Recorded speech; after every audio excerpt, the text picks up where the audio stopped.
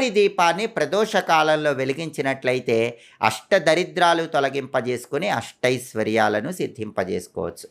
ఈ కొబ్బరి దీపాన్ని ఎలా వెలిగించాలంటే కార్తీక సోమవారం సందర్భంగా ప్రదోష కాలంలో సాయంకాలం పూట మీ ఇంట్లో పూజ గదిలో ఒక రాగి పళ్ళెము లేదా ఇత్తడి పళ్ళెం ఏర్పాటు చేసి ఆ పళ్ళెానికి 3 చోట్ల గంధం బొట్లు 3 చోట్ల కుంకుమ బొట్లు పెట్టి ఆ తర్వాత ఆ పళ్ళెంలో బియ్యం కుప్పలాగా పోసి ఆ బియ్యంలో నారికేళ దీపాన్ని వెలిగించాలి.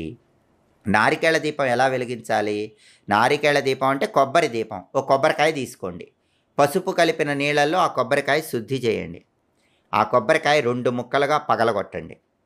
అలా పగలగొట్టిన తర్వాత పళ్ళెంలో ఉంచినటువంటి బియ్యంలో ఒక కొబ్బరి చిప్ప నుంచి ఆ కొబ్బరి చిప్పలో ఆవు నెయ్యి పోసి ఒక ఒత్తి తూర్పు వైపు, ఒక ఒత్తి ఉత్తరం వైపు, ఒక ఒత్తి ఈశాన్యం వైపు వెలిగేలా